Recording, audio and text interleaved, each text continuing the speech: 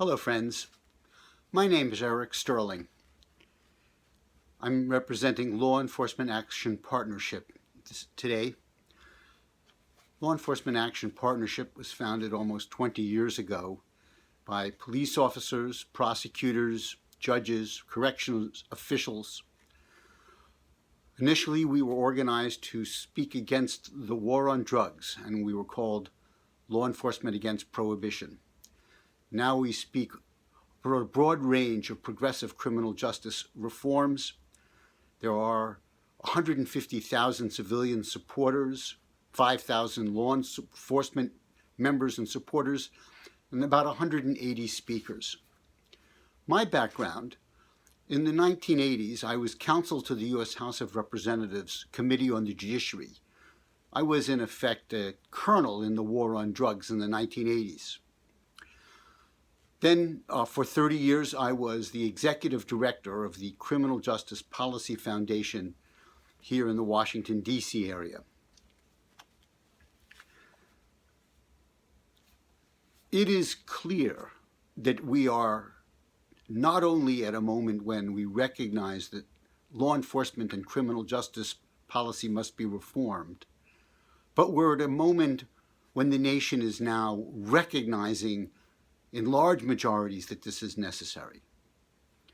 We have, in some sense, with the kind of tragedies we've seen with Breonna Taylor, Ahmaud Arbery, and the simply undescribable murder of George Floyd in Minneapolis, we've seen these kinds of crimes before.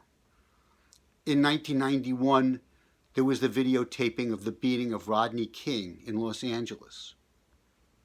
And when the 3 of those officers were acquitted and there was a hung jury in the case of a 4th, the public was so outraged that there was a riot, days of riots, 6 days of riots in 1992, which over 63 people were killed.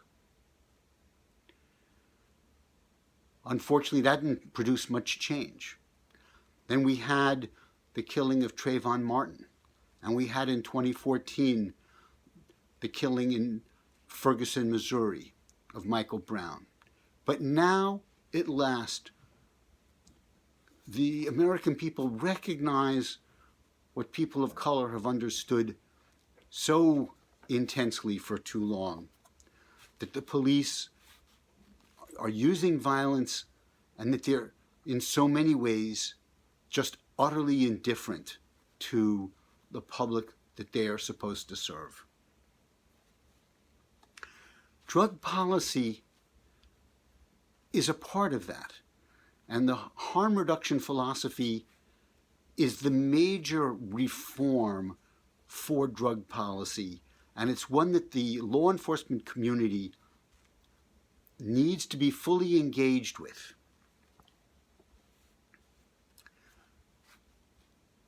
When you think about drug policy,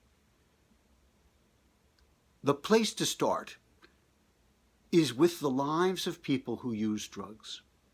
They're the ones who are at potential risk of overdoses. And everything, if we are concerned about saving lives, needs to focus on them. Too much of our drug policy is around the idea that we need to protect children from attempting to use drugs. We need to send messages. We send law enforcement officers into schools.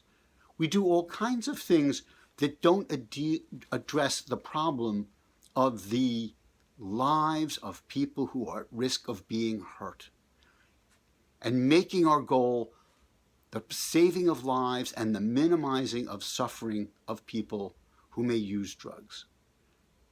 When we begin to see how drug policy should be focused, instead of what is in much of the policy-making world that I experienced in the Congress, was around how do we give law enforcement more tools to go after drug traffickers, more tools to punish drug users, more tools to deter and punishment.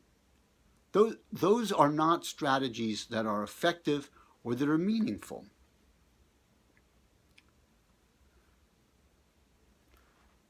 And so understanding that what we as law enforcement can do is to, in some sense, get out of the way and to take ourselves out of a public health problem that we really can't possibly address.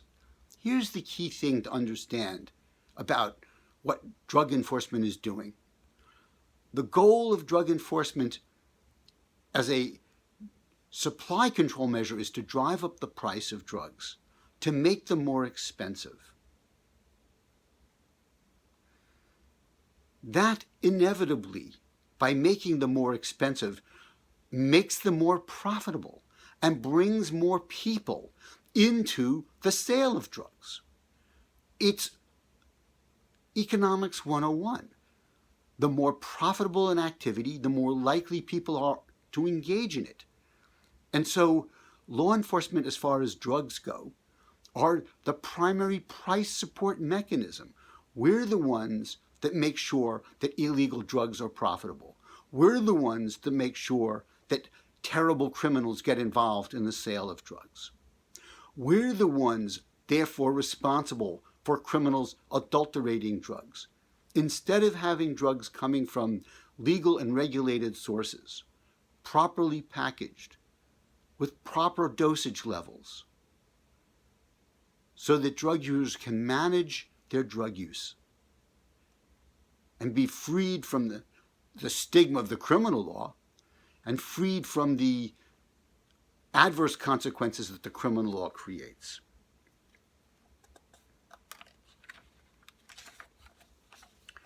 We're seeing right now the problem is getting worse with the COVID epidemic, that the isolation that the epidemic creates is leading to more overdoses according to the preliminary data.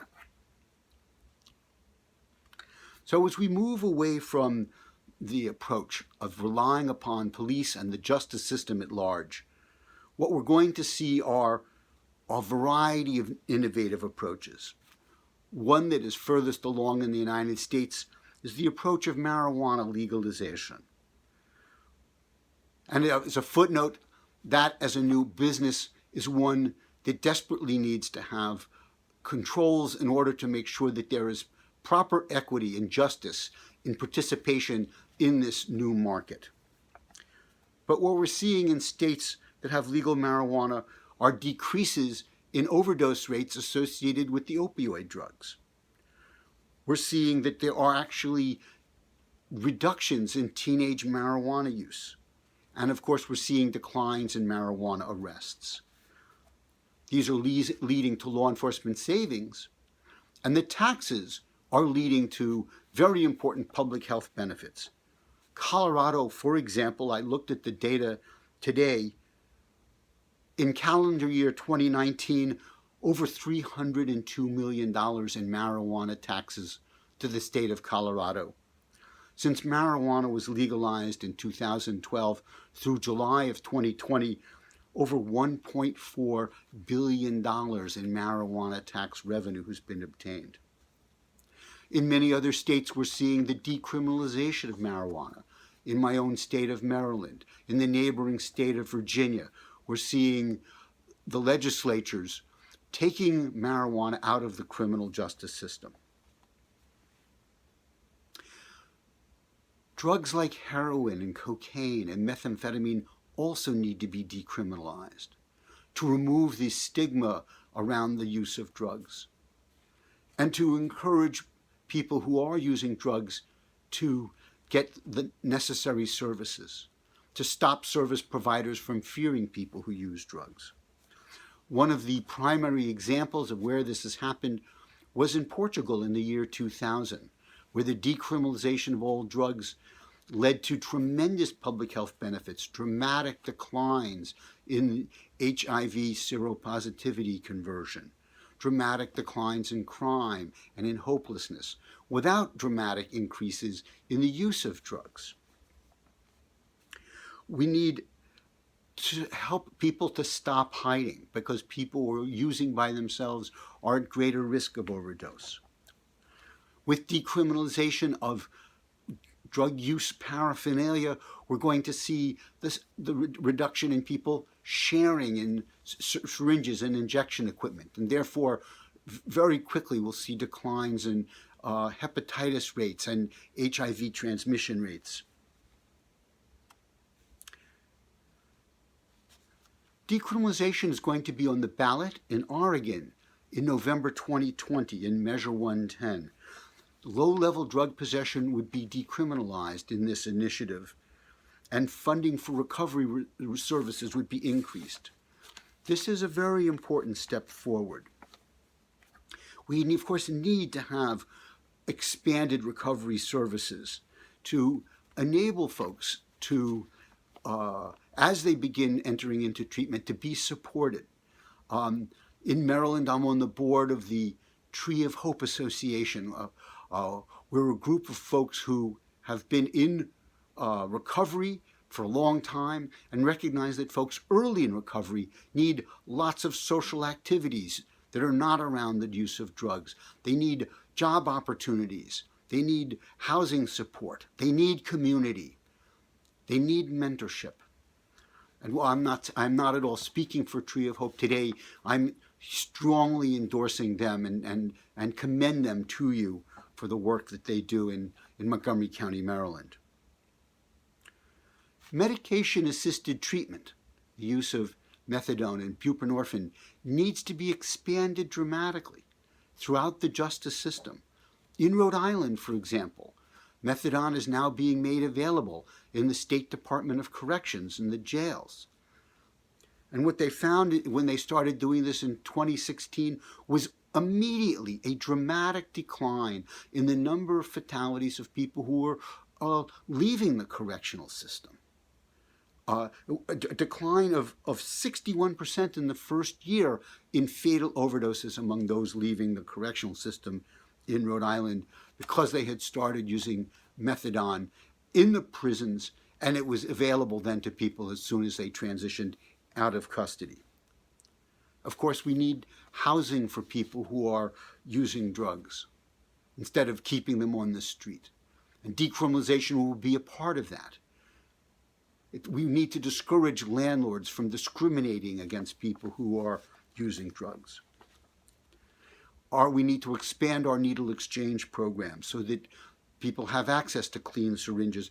And it is critical that the police signal their strong support. The community needs to know that those who go to the locations where syringe exchange programs are operating are not going to be targeted. We need overdose prevention sites where people, until we have full decriminalization, people can bring their drugs, use in the presence of people who are prepared to intervene medically. The classic example, and you'll hear about this throughout the conference, of course, is Insight in Vancouver. And there, in close to 100 other locations and cities around the world, no fatal overdoses where people are coming to overdose prevention sites. Hopefully we will see legal change that will enable this to take place in the city of Philadelphia, where there's been litigation. Amos Irwin, who is on the staff of the Law Enforcement Action Partnership and used to work for me at the Criminal Justice Policy Foundation, wrote a very important cost-benefit analysis of overdose prevention sites.